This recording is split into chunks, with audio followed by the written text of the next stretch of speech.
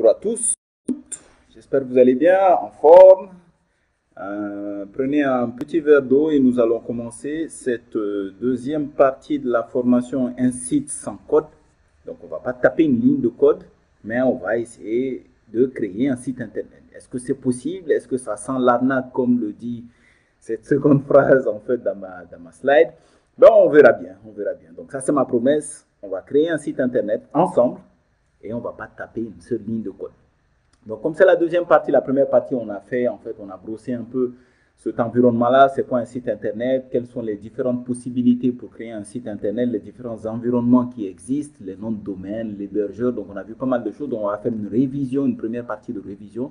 Et la deuxième partie sera très pratique, en fait. Donc, on va commencer cette création de ce site-là mystère, en fait. Donc, on va le faire ensemble et après, ma foi, vous aurez pas mal d'éléments pour continuer par vous-même le chemin que je vous aurai montré.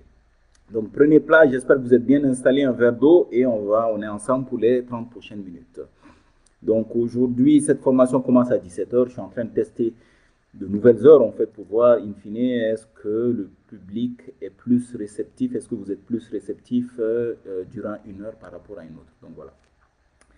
Donc, en termes de révision, est-ce que c'est possible? Oui, je pense que oui. La meilleure application est une page blanche parce qu'elle n'a pas besoin d'être déboguée, elle n'a pas besoin d'être mise à jour et ainsi de suite. Donc, bon, une page blanche, c'est la petite blague que je vous ai faite. Une page blanche et voilà, la formation est terminée. Eh bien non, un site n'est pas aussi simple à créer. Donc, on a vu les différentes parties, les différentes composants d'un site internet, donc la structure, la présentation et les différentes fonctionnalités. Donc, pour traduire ça dans le domaine web, dans le domaine du site internet, donc on a la structure qui est le parallèle du HTML, qui est le langage du web. Là, tout l'aspect présentation et ergonomie qui est géré par le CSS et tout l'aspect fonctionnalité, modularité, dynamisme qui est géré généralement par le JavaScript. Donc, un site internet, qu'est-ce qu'il nous faut? Il nous faut un nom de domaine, un hébergeur et des fichiers en fait qui correspondent au site internet. Donc, le nom de domaine, on a vu le free nom, on a vu qu'il y a des noms de domaine payants, il y en a qui sont gratuits. Donc, le nom de domaine, c'est ce qui vient après le préfixe, après le 3W. Et l'extension, c'est ce qu'on appelle le top domain level name. Donc, il y a les top domain level name qui sont des trucs commerciaux ou des organisations. Donc, le .com est un point commercial, est un site commercial. .org, donc .org, c'est un site organisé, donc c'est une organisation, et ainsi de suite, en fait. Bon. Il y a des extensions qu'on a créées il n'y a pas très longtemps pour s'adapter en fait aux nouvelles demandes du marché, comme les .io, les .app et ainsi de suite. L'hébergeur, c'est quoi? Ben, c'est celui qui va venir héberger, in fine, les fichiers de votre site internet. Parce qu'un site internet, c'est un ensemble de fichiers et il faut bien stocker ces fichiers quelque part. Donc, il y a des hébergeurs gratuits. Bon, généralement, quand vous faites des développements, essayez d'utiliser des environnements gratuits, ne serait-ce que pour la pré-prod. Pour montrer un petit aperçu à votre client du développement que vous faites. Ne jamais déployer un serveur à caractère commercial, informatif ou pour une société ou une organisation sur un hébergement gratuit. Ce n'est pas optimisé pour cela en fait. Donc, penchez plutôt pour des hébergeurs payants, ce n'est pas si cher que cela. La façon dont on va venir développer le site internet, la petite blague sur les geeks, donc le chemin du geek, ne basculez pas vers le côté obscur de la force.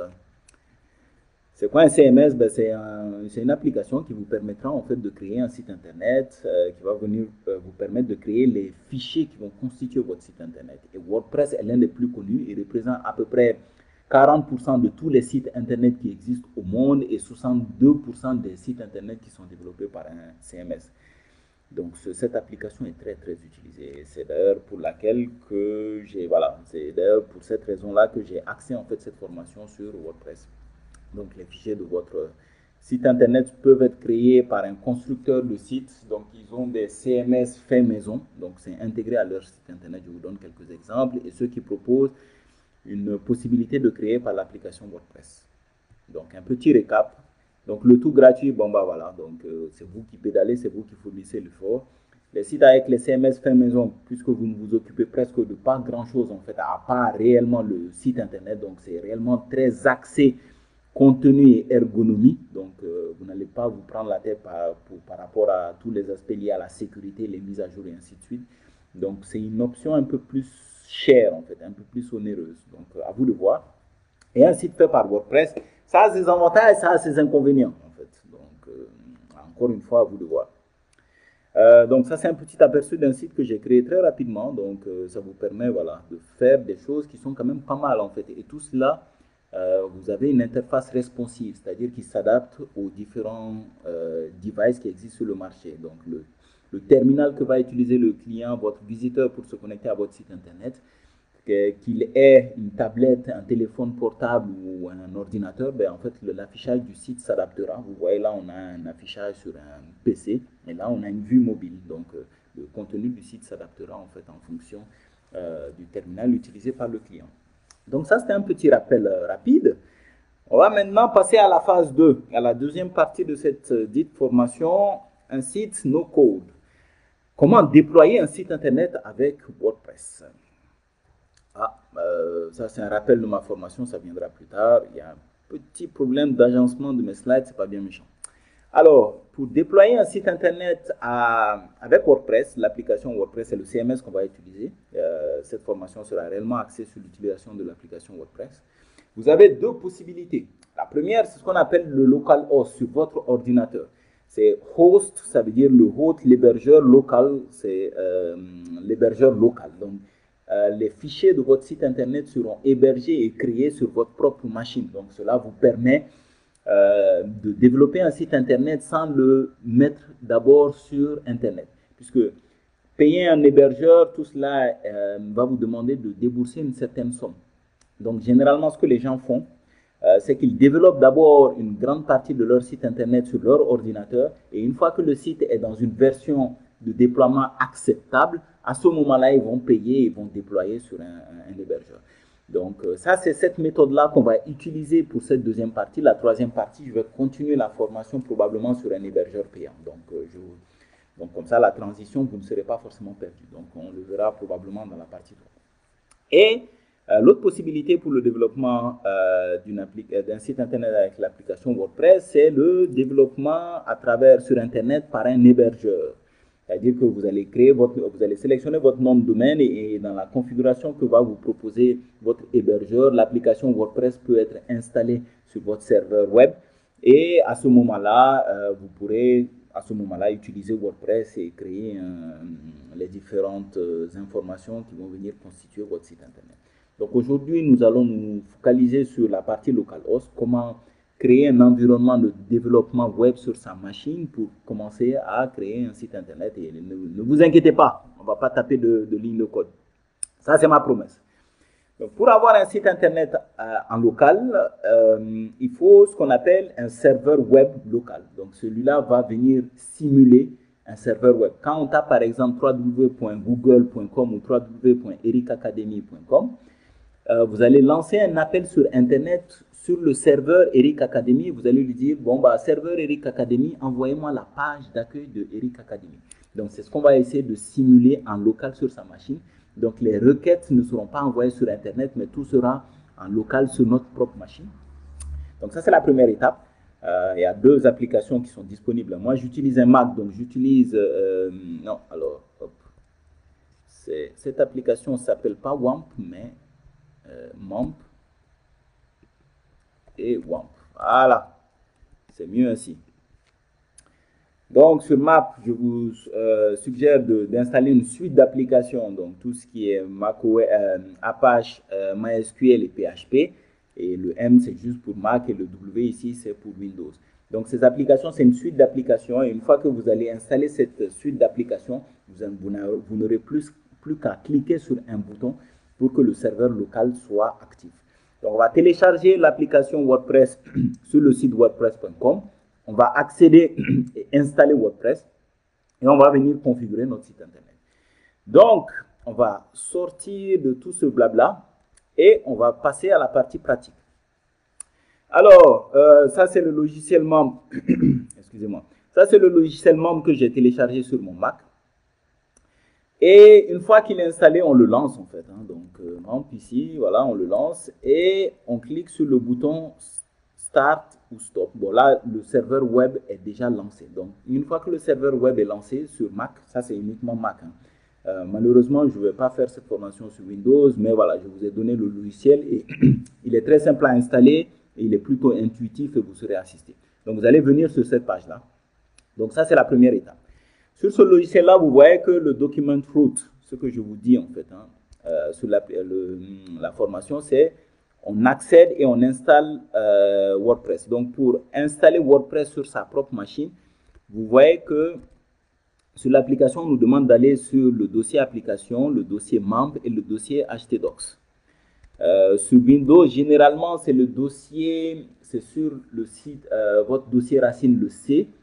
Et dans le C, vous aurez un dossier qui s'appelle WAMP et dedans, vous allez avoir votre document root, le site, le fichier, le dossier root qui va venir héberger tous vos sites internet, voilà, tous les dossiers de votre site internet. Il est dans un dossier qui s'appelle le 3W, donc www. Ici, on me demande d'aller sur le htdocs. Voilà, donc il est là. Vous voyez que j'ai déjà un dossier de démo et j'ai téléchargé le dossier WordPress. Alors, comment on télécharge le dossier WordPress? Ben, c'est simple, on va sur wordpress.org. Alors, je vais vous enlever le download. Et on fait Get WordPress. Voilà. Et sur cette page-là, vous allez venir télécharger WordPress en fait. Bon, là, il va le télécharger en tar.gz. Bon, ça, c'est parce que je suis sur Mac. Si vous êtes sur Windows, probablement en zip. Donc, anyway. Donc, une fois que ce dossier est téléchargé, vous venez en fait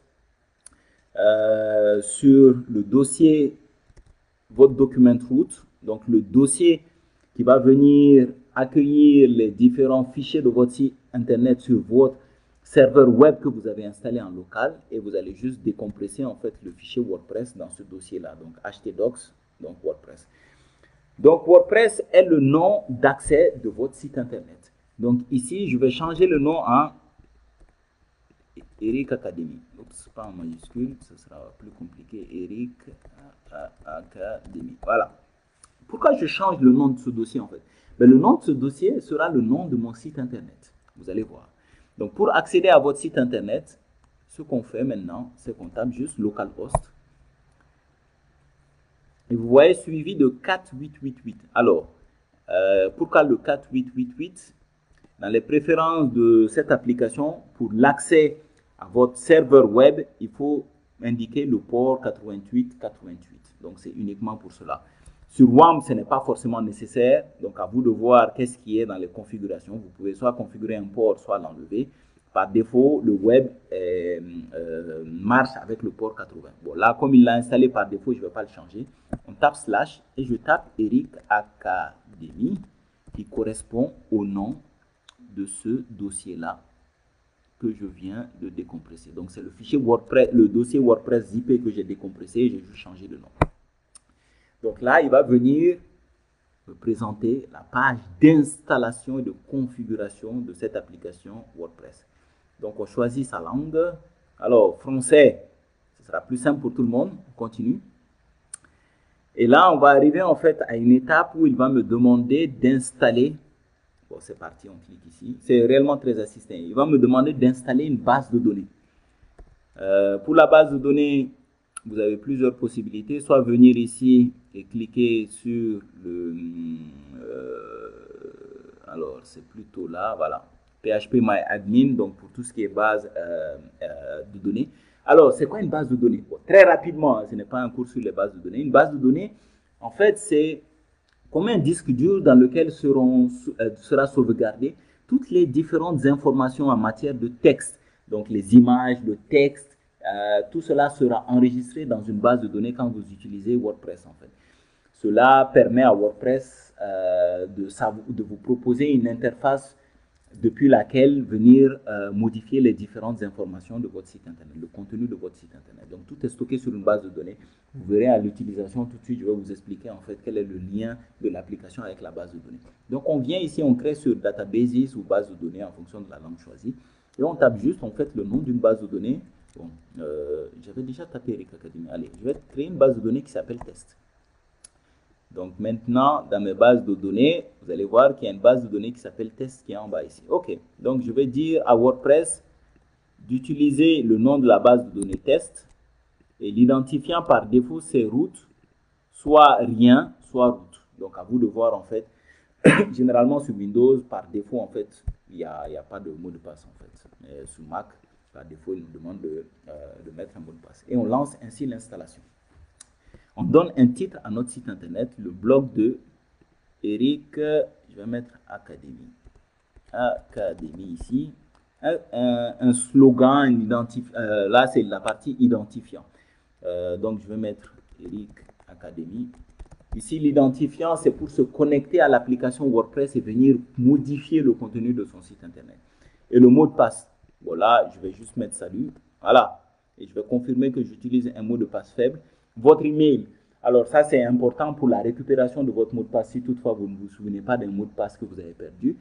Ou si vous avez, et WordPress aussi vous tiendra informé des différentes évolutions de l'application si toutefois il y a des failles de sécurité et ainsi de suite. Voilà, je vais juste mettre un faux email pour passer cette étape. Alors, je mets un faux email, je ne vous encourage pas à mettre un faux email, mais bon, voilà, j'ai pas forcément besoin de cette étape-là puisque c'est juste pour cette formation. Et je fais demander au moteur de recherche de ne pas indexer ce site. Quand vous développez ou déployez un site internet depuis WordPress, des moteurs de recherche peuvent venir indexer ce que vous êtes en train de faire, surtout quand vous passez par un hébergeur payant, donc un hébergeur qui est déjà disponible sur Internet. Donc cette case à cocher, c'est juste pour dire aux moteurs de recherche de type Google, Bing et ainsi de suite qui envoient des robots scanner un peu tout ce qui se passe sur Internet, de ne pas venir scanner votre contenu parce que vous êtes dans une phase de création de votre site Internet. Donc votre site Internet n'est pas encore apte à être visité. Donc ne venez surtout pas indexer le contenu ou scanner le contenu. Donc c'est ce que cela veut dire. Une fois que vous aurez fini dans les paramétrages, vous verrez comment désactiver cela. Donc, et on installe WordPress. Et cela va prendre juste un moment. Donc, une fois que c'est fini, surtout en local, en fait, en local, ça va vite. Donc, on tape, en fait, Eric Academy. On tape l'identifiant qu'on a créé pour se connecter à WordPress et le salut. Voilà. Et je me connecte et normalement, je serai redirigé vers ce qu'on appelle le dashboard, mon tableau de bord de mon site internet. Donc, vous voyez, là, c'est mon site internet. Alors, où est mon site internet? Vous avez un petit truc ici, le blog de Eric Keita. Vous pouvez cliquer sur ce lien, aller sur le site internet. Et voilà. On a créé un site internet par défaut qui a été proposé par WordPress. Vous voyez, le blog de Eric Academy, c'était le titre que j'ai donné à mon site internet. Et le même titre est disponible ici. Bon, avec le favicon icône de l'application que j'utilise pour accéder, mais on pourra modifier tout cela. Avec un premier article qui vous est proposé par défaut. Donc, on peut rentrer dans cet article-là. Il y a même un commentaire. Tout cela a été généré dynamiquement et automatiquement par l'application WordPress. Donc, on a déjà un site internet, en fait, à cette étape-là, qui est disponible, qu'on peut venir voir. Donc, très rapidement, on a une dizaine de minutes, je vais vous parler, en fait, du contenu de ce tableau de bord-là. Alors, le tableau de bord, bon, il nous dira en fait quelles sont les différentes versions de WordPress, s'il y a de nouvelles versions et tout. Donc ça, c'est un tableau de bord qui est proposé par défaut. On peut venir modifier en fait les contenus de ce tableau de bord ou venir voilà, dire, bon ça, j'ai pas besoin de cette partie-là. Et un coup d'œil rapide, et ici on voit qu'on a un article, je vous dirai ce que c'est qu'un article, une page et un commentaire. Les différentes versions de WordPress qu'on utilise, donc la version 5.9 et le thème qu'on utilise par défaut. Donc, je vais vous expliquer tout cela rapidement. L'article, c'est ce que vous voyez là en fait. Vous voyez que le lien d'accès de mon site internet, c'est localhost.leport, si vous en avez, / le Eric Academy qui correspond au nom du dossier qu'on a mis dans le document root de notre serveur web. Voilà.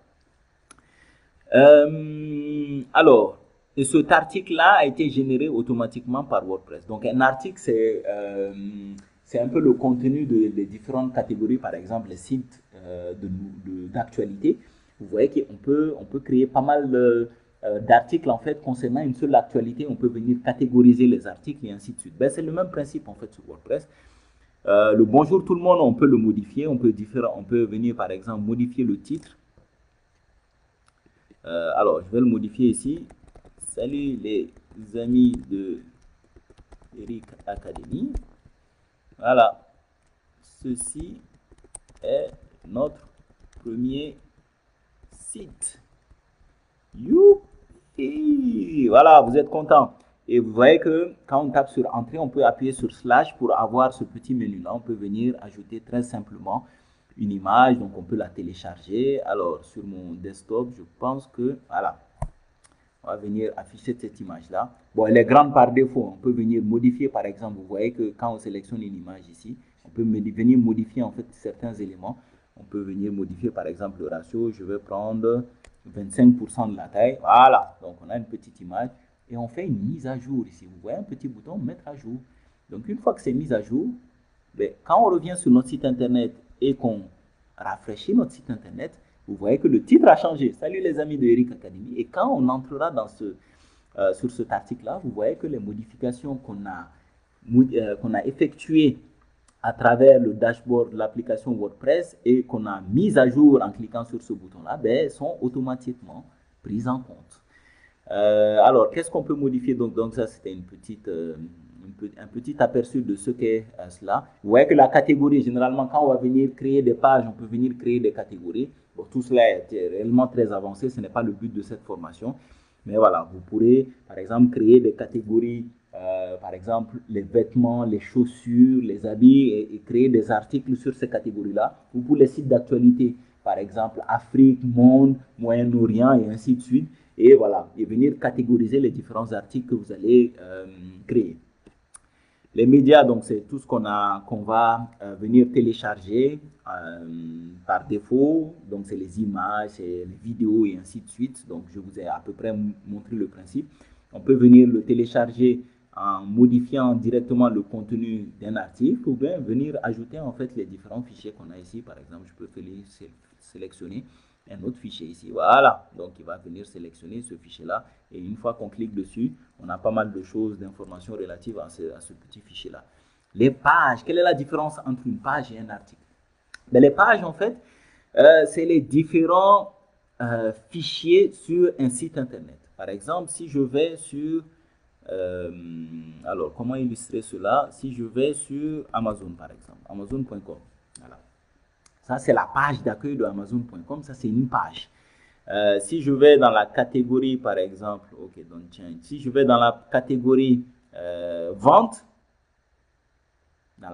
donc ça, c'est une autre page qui va venir me parler, en fait, de tout ce qui est vente et qui concerne Amazon. Et bien, c'est le même principe ici, en fait. Donc, les pages nous permettent de créer les pages de contact, les pages de service, voilà, et ainsi de suite, en fait, voilà. Donc, ce qu'on voit généralement dans le menu horizontal, dans le premier menu qui est disponible sur un site internet. L'apparence.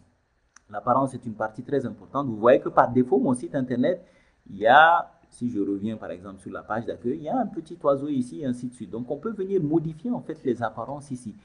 Si par exemple, je veux activer cette apparence-là, je clique juste sur activer. Bon, là, dans ma version WordPress, me propose 3 thèmes, mais je peux ajouter un autre thème. Donc, comme j'ai déjà activé un autre thème, je viens juste ici, sur mon blog, je réactualise et vous voyez que l'affichage a changé juste avec un clic. Et en bas, il y a ce qu'on appelle des widgets qui me permettent de rechercher des contenus. Par exemple, si je tape ici Eric Academy et que je fais une recherche, voilà, on me dit, ah tiens, dans cet article-là, il y a Eric Academy qui apparaît comme mot recherché et ainsi de suite. Donc ça, c'est tout ce qui est pied de page. On peut venir ajouter d'autres thèmes en fait. On clique juste sur le bouton ajouter et on vient rechercher en fait des thèmes. Il y a des thèmes très connus qui sont comme Astra, Envy, Go. Voilà, on peut venir installer par exemple un thème. Alors, bon, l'installation peut prendre un peu de temps en fonction de la rapidité de votre connexion. Donc, entre-temps, si quelqu'un a une blague, n'hésitez surtout pas, c'est le bon moment. Malheureusement, durant cette partie-là, je ne peux pas vous faire économie du temps. Donc une fois que c'est installé, on peut revenir sur la partie thème. Et vous allez voir que ce thème Go-là sera listé dans les 4 thèmes qu'on a maintenant. Vous voyez qu'il est là. Maintenant, on peut l'activer. Voilà. Donc, une fois qu'il est activé, voilà, maintenant il est activé. On vient, on recharge notre page. Et voilà, vous voyez que la change encore une fois. Donc, ça, c'est la partie thème. Les thèmes, en fait, c'est la structure. Donc, c'est ce qu'on a vu dans la première partie. C'est la structure qui va venir supporter le contenu de votre site internet. Les différentes extensions, ça c'est une partie très utile, on la verra probablement à la dernière partie où je vous expliquerai un peu les extensions et leur utilité, les extensions les plus populaires utilisées et leur utilité. Donc il y a des extensions qui vont venir simplifier le référencement de votre site internet, qui vont venir sécuriser un peu votre site internet. Il y a des extensions qui vont venir, par exemple, faciliter le travail de création des contenus de votre site internet. Donc, il y a pas mal d'extensions disponibles, des anti-spam ici, une extension juste qui vous permet de dire hello. Donc, les extensions, c'est un peu comme les applications dans votre téléphone mobile. Au départ, une fois que vous avez acheté un nouveau téléphone, en fait, il n'y a pas d'application. Donc, les petites extensions vont venir ajouter pas mal de fonctionnalités, des applications pour des actualités, pour des jeux et ainsi de suite. Donc, voilà. C'est le même principe avec WordPress. Vous pouvez installer autant d'extensions possibles. À ce moment-là, en fait, s'il y a des mises à jour disponibles, vous voyez qu'il y a un système de versionning, donc le Simver ici. S'il y a des mises à jour disponibles, ils vont venir vous dire activer les mises à jour automatiquement ou vous allez pouvoir vous-même activer les mises à jour. Donc, on va continuer. Les comptes. Donc, on a créé un compte Eric Academy avec le mot de passe salut lors de l'installation de notre application WordPress. On peut venir créer un nouveau compte en fait et à ce moment-là, venir co-créer en fait le contenu de notre site internet si toutefois on veut donner accès à distance à quelqu'un pour pouvoir venir modifier le contenu de notre site internet. Donc, il faudra juste renseigner ces différents champs. La partie la plus importante, bon, indépendamment du mot de passe, hein, c'est les différents rôles que vous allez attribuer. Généralement, n'attribuez pas plusieurs rôles d'administrateur parce qu'un administrateur peut tout faire, y compris effacer le contenu de votre site internet. Donc, voilà, donc tout ce qui est suppression du contenu, donc vraiment essayer de savoir quand est-ce qu'il faut donner ce rôle-là à quelqu'un. Ben, généralement, les rôles d'auteur pour venir créer des articles sont généralement suffisants. Les rôles d'éditeur, d'éditrice, c'est des rôles, par exemple, qui vont vous permettre de créer des pages, de modifier des contenus, et ainsi de suite. En fait. Donc, sachez, renseignez-vous un peu sur ces différents rôles-là. Ils vous permettront de donner des accès à l'application WordPress pour venir vous aider dans le travail de création, de mise à jour simplement d'un site internet qui a déjà été développé par WordPress.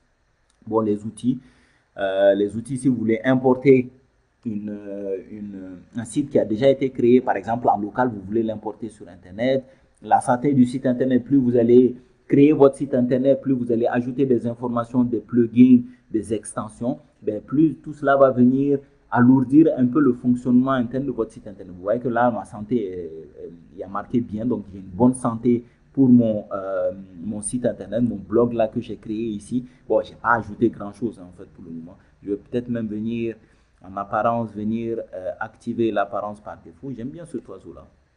Et la semaine prochaine, on va venir changer les apparences, le contenu et ainsi de suite. Donc, vous voyez, voilà. Donc là, on a ça, ce qui est activé par défaut. Voilà.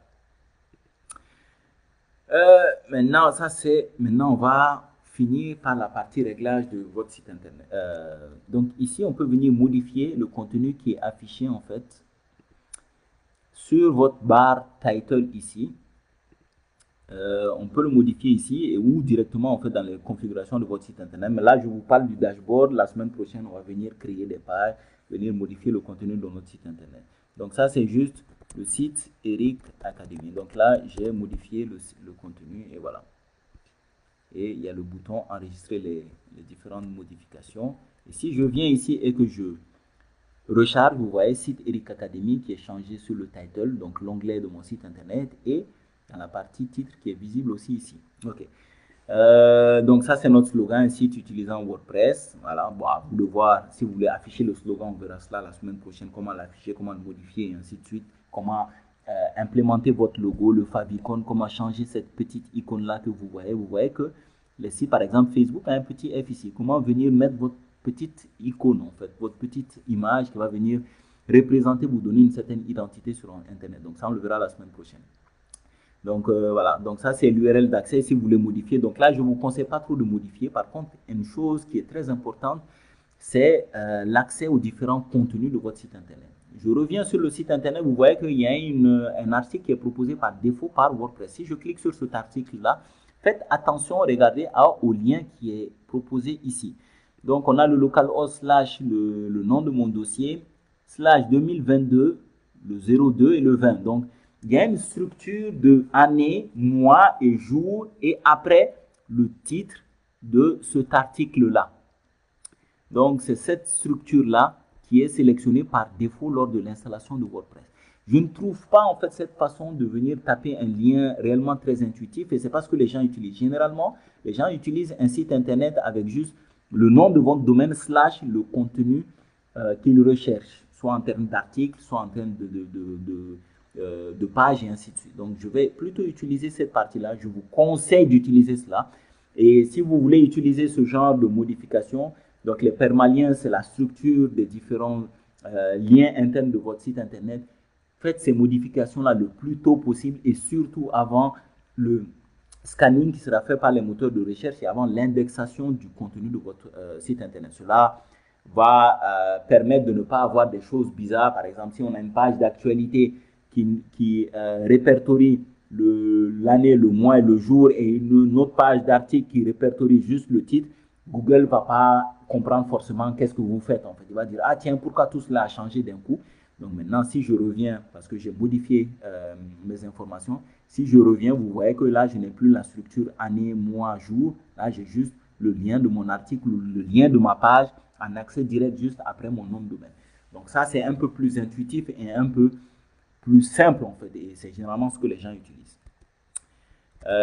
Donc voilà. Donc en gros, voilà ce que je voulais vous présenter aujourd'hui. Donc aujourd'hui, pour revenir au support de la formation, on a vu comment installer un serveur web local, comment télécharger et installer WordPress, comment accéder à son site internet et comment configurer ce dernier-là à travers le dashboard. La semaine prochaine, je vous montrerai une grande partie de configuration et de modification du contenu. On va créer des pages, on va créer des menus et voilà, on va s'amuser un peu avec tout cela.